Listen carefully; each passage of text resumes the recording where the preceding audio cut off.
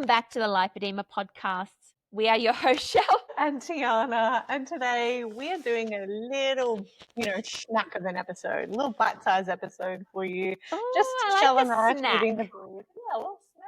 So if you're going for a short walk or you've got a short drive somewhere, this is the perfect episode because it will take a short amount of time rather than putting on one of our longer episodes for your nice, luxurious walk out in the sunlight. But today we wanted to talk about like some different things that we've tried, not just for our lipedema, but like they may support our lipedema as well, but like just some different kind of therapies because I have one that I've been really excited. All right, tell us about it. Okay, so for Mother's Day, my husband bought me / us, because he uses it too, which he totally should, a red light therapy panel. And it's big. So we actually bought from Infrared, and like no sponsorship, none of that jazz. We just like the product. Just paid for it. Yeah, we legit paid for it. Infrared has a red light and near infrared light therapy panels, and they're all different sizes. So they've got one that's sort of, you can't see me because some people are listening to this on Spotify and other people will be able to see me. If you're on YouTube, you can see me. If you're doing, it's sort of like it goes from about the size of from shoulders to head. So, meter, I suppose, just less than a meter long, tall. And it can sit on a bench and it rotates up or down. So you can focus it on like higher or lower. And then the other panel is almost over half a body length. And you can actually put them together so it's modulated. So we could put the small one on top of the large one and it would be like a whole body length. But you can also separate them and use them individually. Oh, that's so clever. We've got one in our bathroom, the small one that sits on the bathroom bench, and we've got the bigger one out in our bedroom so that you can just stand there in front of it. Mm-hmm. And they say consistency is key with red light therapy. So we're talking 5 to 10 minutes a day. And you have to be quite close to the device, which is surprising because a lot of the photos that you see online when advertising the device, they're sort of sitting in front of it, like posed nice, like, what a relaxing vibe. Like it was so posed, but actually, you have to be between 10 and 30 centimeters from the device in order for the light to penetrate therapeutically. Yeah. Like obviously we use the light to wind down at nighttime just to have red light instead of normal light in the room, so it makes it hide.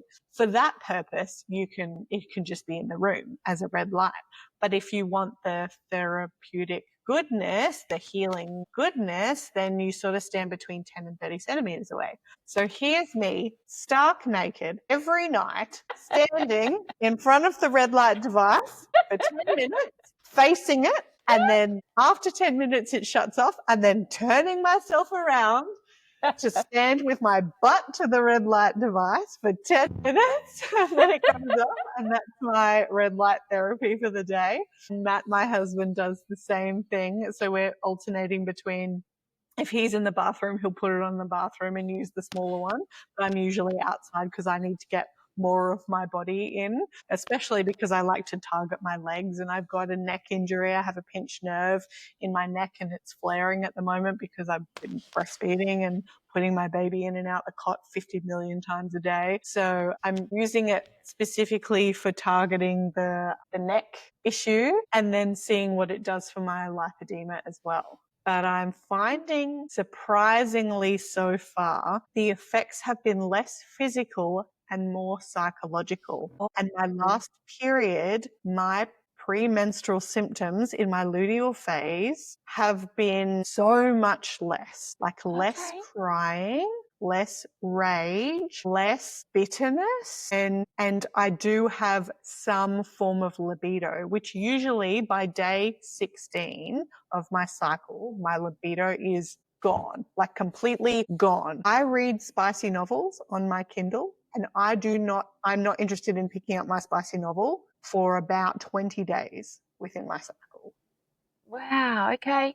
Yeah, which is crazy. But this cycle, since I've been using this device every day, I have not had those overwhelmingly terrible premenstrual symptoms, which I find fascinating. Wow. So what does it actually do? An amazing question, Shelf. Okay. It works at a cellular level. Mm-hmm. So it's creating an environment for your cells to flourish, I suppose, or Okay. act in the way that they're supposed to act. I might actually, Yeah, if I'm you just give doing me 2 seconds, I'm doing go a quick grab the Google. booklet. I'm going to grab the booklet. Okay. So, just this website I found, it says promotes natural vitality, boosts everyday recovery, enhances skin appearance, and promotes cellular energy. Yeah, so the red and near infrared light penetrate your body to generate a number of health benefits. The benefits occur because red and near infrared light activates various metabolic pathways, leading to increased production of ATP, enhanced cellular signaling, and elevated protein synthesis. So a lot of our cells, like dead cells, they're like dead protein cells, Yeah. and that's where autophagy, if you hear the buzzword autophagy means, and it's a natural process, so you don't have to enhance autophagy. They say fasting enhances autophagy. Oh, I was going to say that's where I've heard it. I've been reading about fasting. Okay. Yeah. Yep. So our body has autophagy, does that anyway.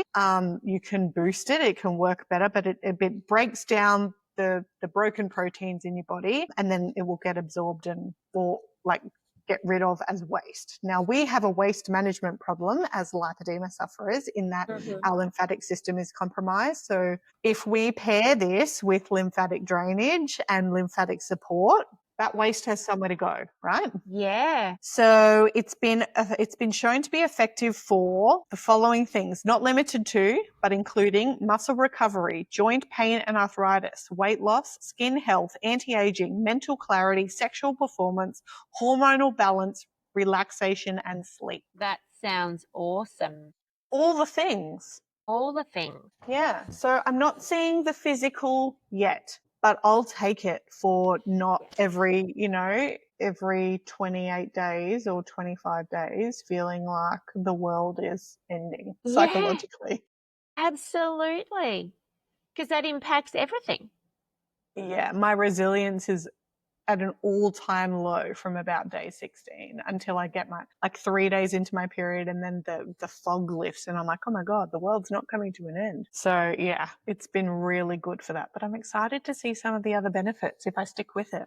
Yeah. Well, that's something else you're doing. That's something else I'm doing. Yeah. In a previous episode, Shell and I were talking about all the different things that we do for our lipedema at the moment because everything changes. And that's a new thing and I'm super excited about it. I love that. Yeah, so I was going to P3 up until recently, but that wasn't so much for my lipedema. That was more for holistically looking after myself, because, and I guess everything touches everything, right? So if you start looking after one aspect of your life, it's going to infiltrate other aspects. And so I was doing contrast pools.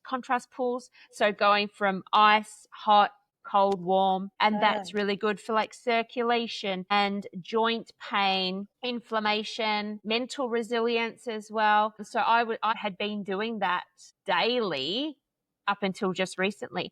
So that was great. Do you know, my legs have changed so much, but I don't know which one of the things I do has impacted it. So, and then I also, the days when I had extra time, I started adding in infrared sauna as well. And see, that gets me, I get really confused because there's so many buzzwords and this and that. And so I thought that the infrared sauna was red light therapy because when I go in the infrared sauna, I turn on the red light, but that's not red light therapy. That's just a red light. I think it is because the near infrared you can't see. So if it's a sauna, like a red, what did you say? Red light sauna? An infrared. What did you say?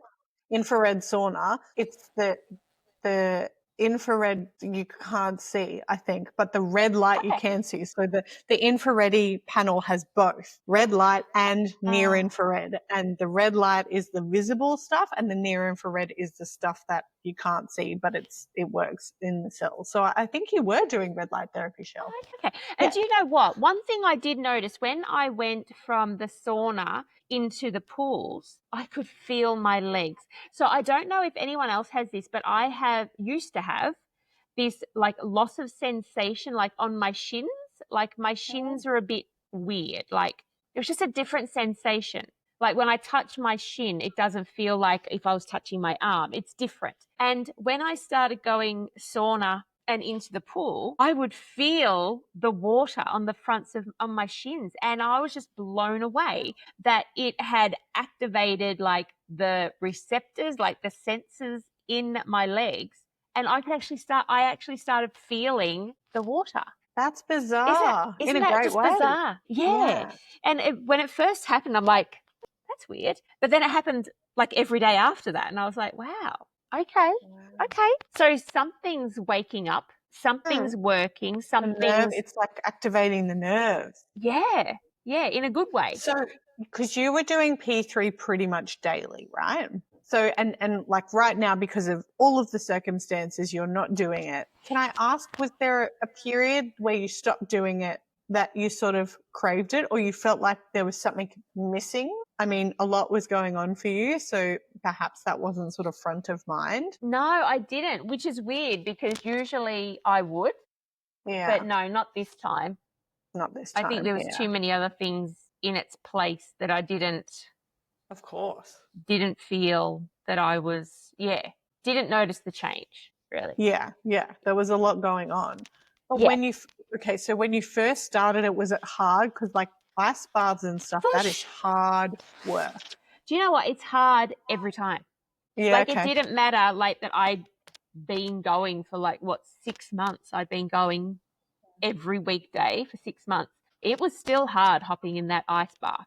But I knew I could do it. And that was the only reason I kept doing, because I know I can do this. I do this every day. You know what I mean? And even now thinking about doing it again, I'm like, oh. Yeah, I don't know. Like, because, I would struggle with the starting back up again because it would feel like you're going back, from scratch again. To the start, absolutely. I've done it before, but I've only done it like a couple of times, not in succession like you, not for 6 months every day. But I could imagine that without remembering the physical sensations of how good it feels afterwards, the starting back up again would be so hard. Yeah, it's going to be hard. Yeah. It's going to be hard. Although Dave and I went for a swim this morning. Like we were going to go for a swim. It's pretty cold. We're in New South Wales. It's a little chilly today. And so we went into the pool, and the pool, it was okay. Like we could have gone for a swim, but the issue was getting back out because it was cold outside the pool. So we didn't want to get a chill from going back because we're outside. But I didn't feel cold. So I don't think my body has reverted back to, like, I used to not go in the pool unless it was, 27 plus degrees in the water. But I don't think I've gone back to that, like, because I still could handle the cool water this morning. Yeah. So I think, and even I had a cooler shower this morning. So I think my tolerances have changed and my preferences in water temperature have changed, but that doesn't mean ice is going to be nice. Ice would be nice, but you're right. You have a bit more of a tolerance to the cold water. Yeah. Yeah. I love cold water therapy in summer, but when it gets to winter, I really struggle because I used to do cold showers a lot and then it got colder. The temperature got colder and I thought if I keep doing it, it won't feel different because it's just something that I keep doing. But no, I really struggled, and I actually stopped during the colder months because I couldn't hack it when it got cold. Because the ambient temperature's cooler as well. Yeah, it felt good to me going from like warm, tempered weather to cold, but not going from cold weather to a cold shower. I struggled. But that feeling that you get after an ice bath, your whole body tingles. Like it's incredible. Yeah. The energy that you feel. Yeah. Everything's revived. I wish you didn't have to go through something unpleasant just to get that feeling. All right. Well, we did promise this would be a little snack. It was of going an to be a episode. short little snack. And a snack indeed. You know, we're at almost 18 minutes. I think we're going to finish there. Is there anything else you wanted to say, Shell, before we say goodbye? That was it. That was it. That was perfect. Just a little snapshot of some things we've tried looking after ourselves, because I love that the wellness industry has grown the way it is, and that people are, not only the researchers are doing the research into this thing, they're making it accessible for us. But yeah, I just love that it's just part of what we do now. Yeah, you know what I mean? Too. Like, it's so good. And I love that the hustle culture, the busyness, we're starting to take a step back and just take time and breathe. Yeah, me too. We'll get there. We will. Yeah. All right. Until our next episode. Bye. The Lipedema Podcast 2025 is powered by Elegance Lymphatic Care. Lipedema and its symptoms vary from individual to individual. The opinions and advice voiced in this podcast are of a personal nature and used for educational purposes. Please take away from this podcast what resonates with you, and please see your GP or preferred specialist for diagnosis and healthcare. We are Shelley and Tiana from the Lipedema Podcast. Until our next episode, bye for now.